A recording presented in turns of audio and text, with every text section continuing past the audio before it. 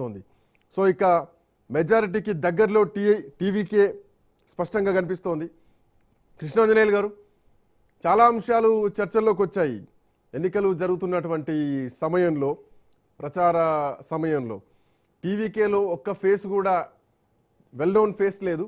So అక్కడ already సిట్టింగ్లు ఉంటారు, AIADMK నుంచి కూడా మాజీలు ఉంటారు. ఇట్లాంటి నేపథ్యంలో టీవీకే విజయం సాధ్యమేనా అంటే, నన్నే చూసి ఓటేయండి, ప్రతి నియోజకవర్గంలో విజయ్ నిల్చుంటున్నారు, మీరు వేసే ప్రతి ఓటు విజయ్కే అని చెప్పి కొత్త మొహాలను తీసుకొచ్చి ఈరోజు టీవీకే ఎన్నికల బరిలోకి దింపింది. సో ఒక గేమ్ చేంజర్, ఒక చరిత్ర సృష్టించబోతోంది అనుకోవచ్చా టీవీకే తమిళనాడులో? కృష్ణాంజనేయులు గారు, టీవీకే ఈ రోజున టీవీకేలో వెల్ నోన్ ఫేసెస్ లేవు అనేటువంటి అంశం అన్నా కూడా ప్రధానంగా విజయ్ ఫేస్ ను బట్టే టీవీకే విజయం ఆధారపడి ఉంది అనేటువంటిది స్పష్టంగా అర్థమవుతున్నటువంటి అంశం. సినిమా గ్లామర్ అనేటువంటిది రాజకీయాల్లో మరొకసారి ప్రభంజనం సృష్టించబోతుంది అనే దానికి ఇది ఒక నిదర్శనం. ఆ రోజున ఎంజీఆర్, తర్వాత ఎన్టీఆర్, ఇప్పుడు విజయ్. ఈ స్థితి అయితే మాత్రము స్పష్టంగా ఈ ట్రెండ్స్ ను బట్టి మనకు అర్థమవుతున్నటువంటి మాట. ఇది ఆల్రెడీ ప్రభుత్వం ఏర్పాటు చేయడానికి మ్యాజిక్ ఫిగర్ వరకు టీవీకే వెళ్లేదానికి కనపడుతున్నటువంటి పరిస్థితి ఉంది.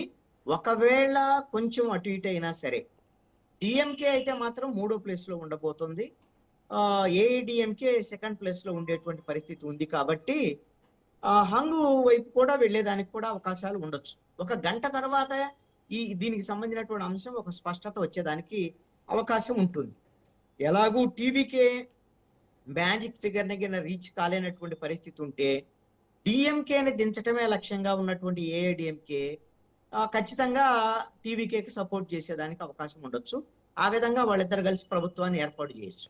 పూర్తిగా ఆ టీవీకేకే మ్యాజిక్ ఫిగర్ వచ్చింది అనుకోండి, వాళ్ళ అధికారాన్ని చేపట్టేదానికి అవకాశాలు ఉండొచ్చు. ఇప్పుడు చూస్తున్నటువంటి ట్రెండ్స్ అయితే మాత్రం ఖచ్చితంగా 135 సీట్ల వరకు టీవీకే వెళ్లేదానికి అవకాశాలు కనపడుతున్నాయి. మరి ఎంత మేరకు ఇది ఒక గంట ఈ సస్టైన్ కాగలదా లేదా అనేటువంటి విషయము మనం చూడాలి. అయితే మొదటి రౌండ్ నుంచి, పోస్టల్ బ్యాలెట్ నుంచి ఇప్పటి వరకు టీవీకే కంటిన్యూస్ గా రైజ్ అవుతూనే ఉంది. కాబట్టి ఇంకా డౌన్ అయ్యేదానికి అవకాశం ఉండకపోవచ్చు అని నేను అనుకుంటున్నాను. ప్రభుత్వం ఏర్పాటు దిశగా టీవీకేకి పూర్తి స్థాయి మెజారిటీ రావచ్చు అని కూడా అనుకుంటున్నా. ఇది ఖచ్చితంగా ఏదైతే ఎగ్జిట్ పోల్ ట్రెండ్స్ కి భిన్నమైనటువంటి విషయమే. నాకు తెలిసి ఎగ్జిట్ పోల్స్ లో 2 సంస్థలు మాత్రమే టీవీకే అధికారంలోకి రావచ్చు అని ఇచ్చాయి, యాక్సిస్ మై ఇండియాను, ఇంకొక పోలీస్ అధికారి రఘును ఎవరో ఆయన చేసినటువంటి సర్వేకి సంబంధించి ఈ 2 సంస్థలే టీవీకే కింగ్ అవుతారు అని ఇచ్చారు. మిగతా వాళ్ళు కింగ్ మేకర్ అవటానికి అవకాశాలు ఉన్నాయి అనేటువంటిది అందరూ చెప్పినటువంటి మాట. అత్యధికంగా అందరూ చెప్పినటువంటిది ఏంటంటే డిఎంకే అధికారంలోకి వస్తుందని. దీనికి కారణం ఏంటి అని అంటే, అక్కడ అధికారంలో ఉన్నటువంటి డిఎంకే అంటే పెద్దగా ప్రజా వ్యతిరేకత కూడా ఏమీ లేదు. సో డిఎంకేకే వేస్తారు, పొలిటికల్ ఈక్వేషన్స్ ఉన్నాయి తప్ప ప్రజా వ్యతిరేకత లేదన్న చర్చ కూడా జరిగింది తమిళనాడులో. ప్రజల్లో వ్యతిరేకత లేదు అనేటువంటిది ఉన్నటువంటి మాట వాస్తవం, కానీ అది ఇప్పుడు స్పష్టంగా కనపడింది. ప్రజా వ్యతిరేకత, డిఎంకేకి వ్యతిరేకంగా ప్రజలు ఉన్నారు అనేటువంటిది ఇప్పుడు ఫలితాలను బట్టి అర్థమైంది. దీన్ని అంచనా వేయటంలో ఎగ్జిట్ పోల్స్ విఫలమయ్యాయి. అయితే ప్రభుత్వ వ్యతిరేక ఓటు అంతా కూడా కన్సాలిడేట్ గా ఒకవైపుకే టర్న్ అయింది, అది టీవీకే వైపు టర్న్ అయింది. అది ఒక రకంగా విజయ్కు ఉన్నటువంటి సినిమా ఇమేజ్, ఇంకొక వైపున డిఎంకే ప్రభుత్వం మీద ఉండేటువంటి వ్యతిరేకత, ఈ 2 టీవీకేకి కలిసి వచ్చినటువంటి అంశాలుగా ఉన్నాయి. ఇందాక మీరు అన్నట్లుగా ఏఐడిఎంకే, అదే విధంగా బీజేపీ, ఎన్డీఏ కూటమిని మాత్రం తమిళనాడు ప్రజలైతే ఆదరించినటువంటి పరిస్థితి లేదు.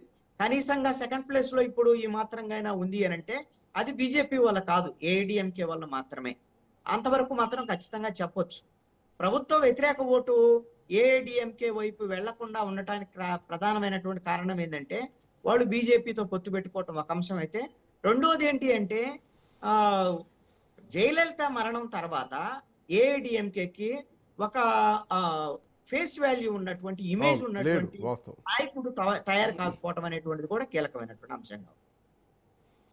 Exactly point. సో ప్రస్తుతానికి ఒకసారి అప్డేట్స్ చూద్దాం మళ్ళొకసారి.